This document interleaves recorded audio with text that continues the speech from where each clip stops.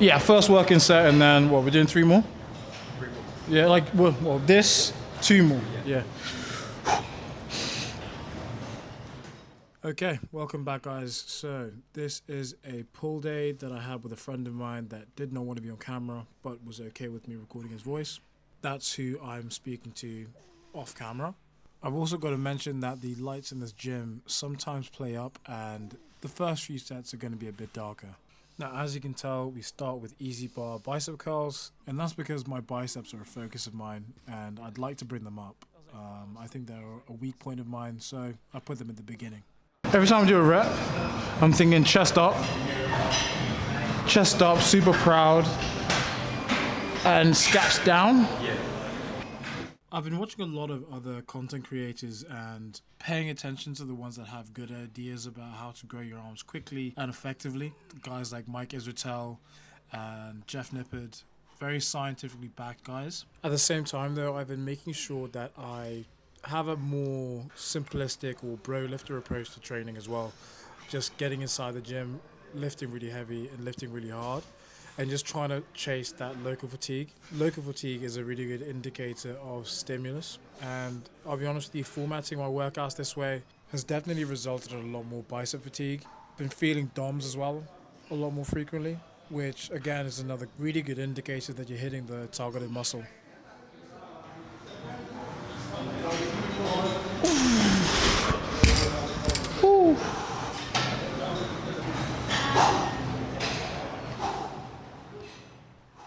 Now, I've been trying my best to find as many different ways of making sure I have the most effective workout possible. One thing I've been concentrating on is my tempo and my form. So I'm really strict with these, and I'm really strict on the tempo as well. It's just slightly slower than a 1-1 count, but it's making sure I concentrate on my biceps when I'm curling. Yeah.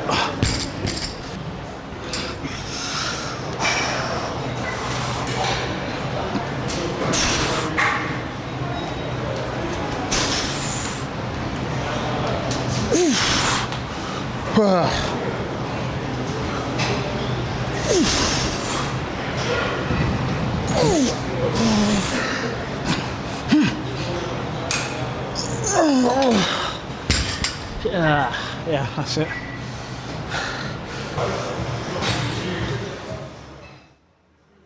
Next up is seated hammer curls, and I love these because they just hit all the other parts of my bicep and forearm which are not tired or too fatigued from the easy bar bicep curl.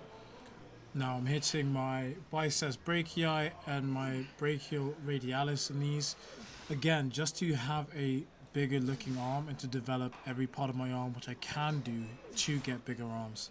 Now, they are not the most effective bicep growing exercise, but they are an effective bicep growing exercise, as well as an exercise that hits the other parts of your arm that give you a bigger looking arm as a whole.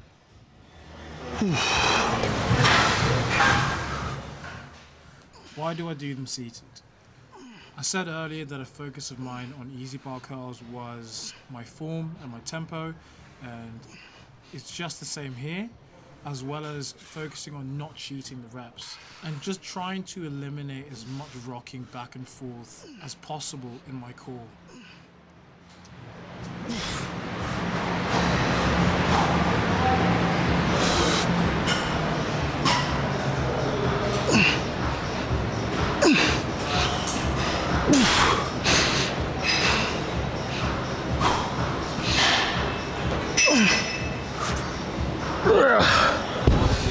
Yeah.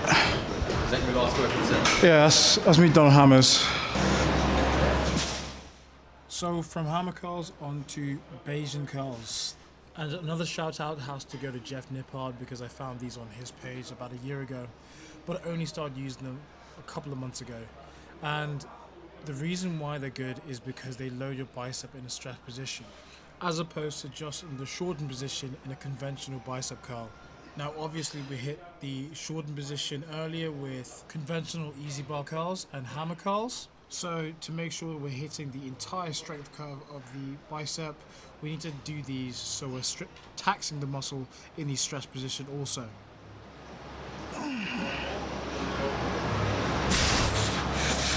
And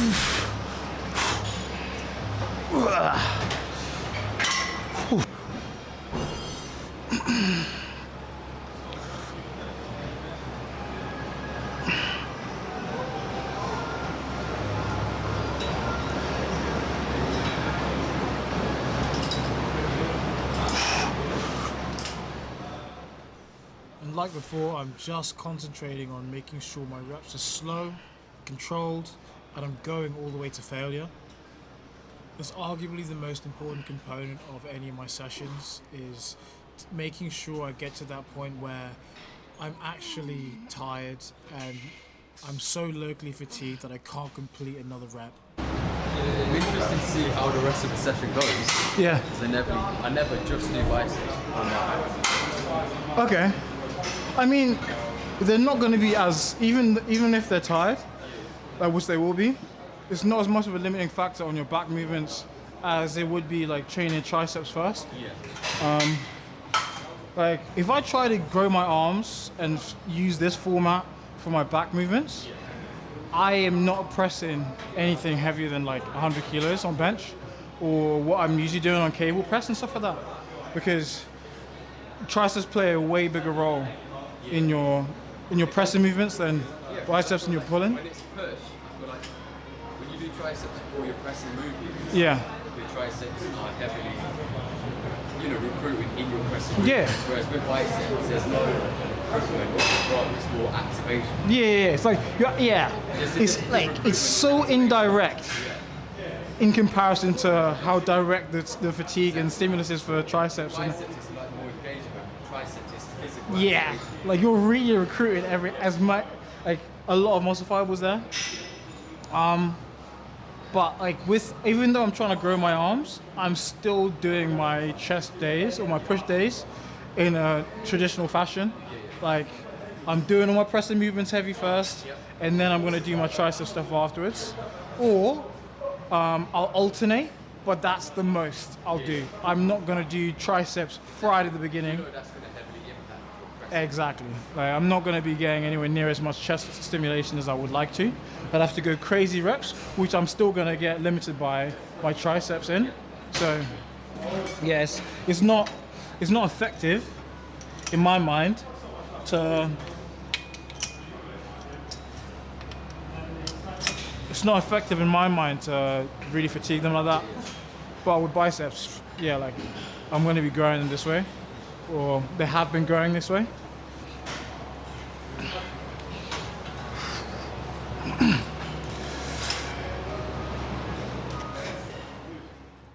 And just listening to that back, that conversation I was having with my friend, I think what I'm saying makes sense. I start my back sessions with my biceps to make sure I'm getting an adequate amount of stimulus for them, because they are not going to be as much of a limiting factor on my back movements as much as if I was lifting on a chest day and training triceps first and trying to do heavy pressing movements after.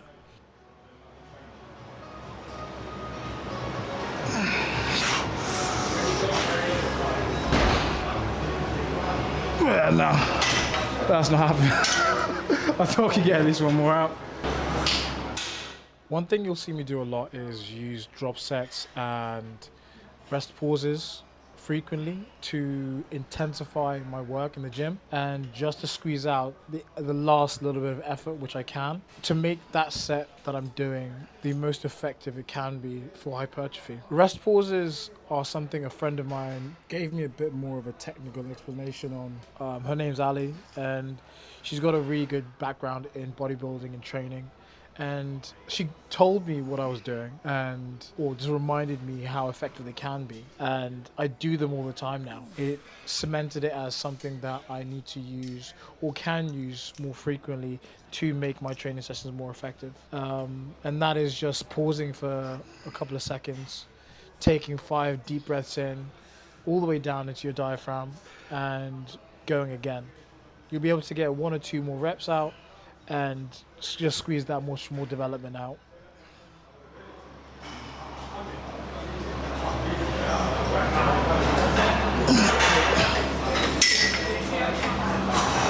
I think I was watching a Jeff Nippard video, like a couple of years ago.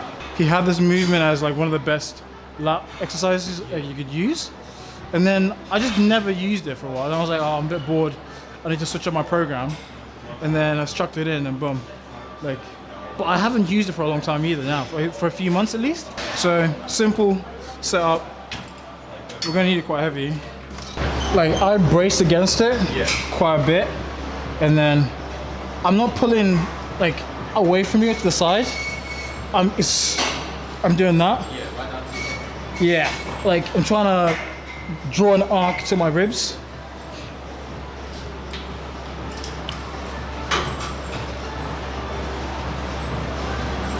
And I'm really trying to slow the reps down as much as possible. Because I don't know, for me, it's been quite easy to lose. When I'm focusing on lat engagement, it's great. But for me, it's been easy to lose that focus on my lats. And then I'm doing something else completely. No, like if I'm just not concentrating on my form. Whereas like there's some movements where even if you're not thinking about it, you're still working the muscle. Like if you're doing squats, you're gonna be doing quads, glutes, right? But is that what people do in biceps? They go, oh, don't think of my biceps. Yeah, like what else is lifted? What else is lifted? So yeah, this is one of those movements for me anyway. That's like okay, if I'm not concentrating on it, it can get a little bit ropey. So yeah, hopefully you understand what I was saying there as well. I like this exercise a lot. However, it is one where it feels like for me it's a bit more a balancing act and it's a bit more precarious, because if I lose balance and I lose focus on pulling on my lat and not having my form be perfect, I can stop feeling any lat engagement. But when it's there, it's really there, because this set felt great, and that's the only thing that was getting tired. My arms felt fine, my shoulders felt fine, my biceps felt fine. It's just my lats got super tired there. But like I said, it's really easy for me to not focus on it, or if I'm getting distracted, if I'm tired or whatever.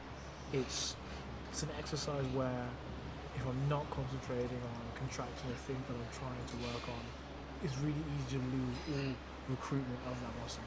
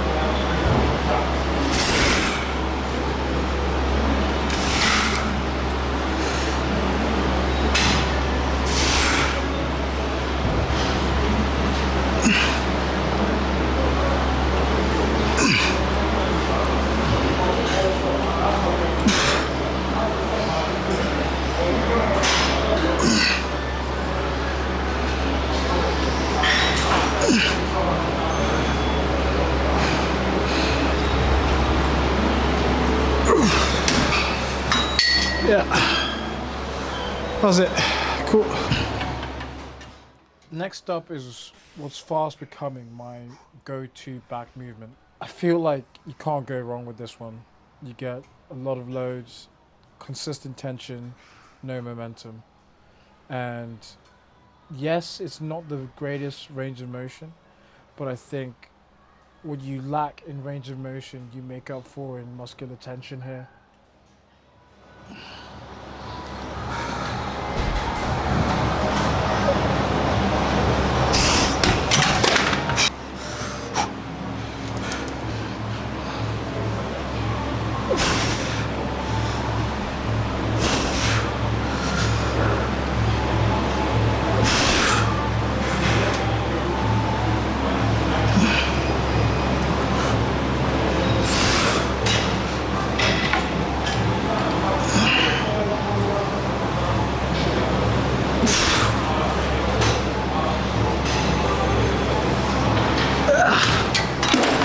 Yeah, like it doesn't feel like any other back movement that I've done. Like it's just the momentum's gone. So it's like I'm actually doing work the whole time.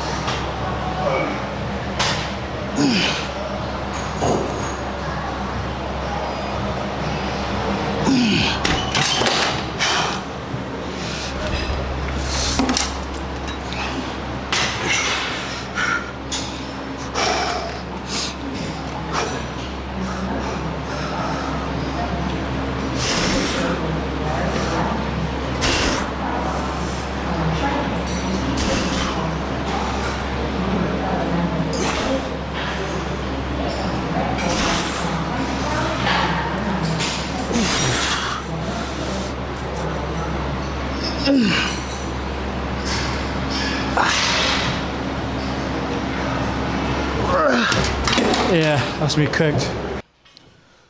Lastly, we have chest supported rows on the machine. Not my favorite back movement, but one that's necessary for a complete and developed and well-rounded back.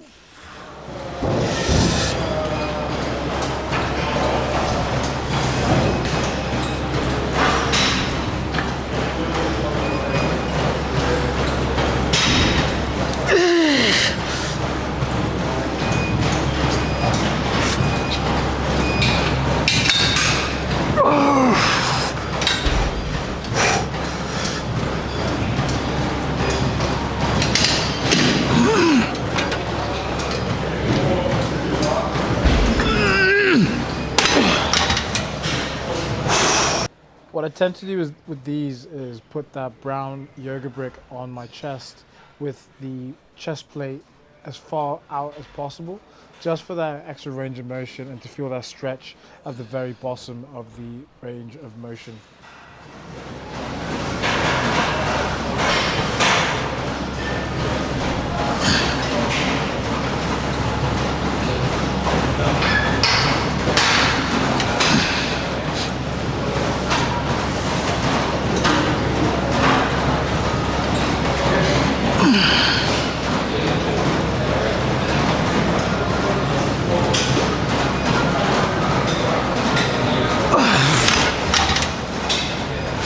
Ooh.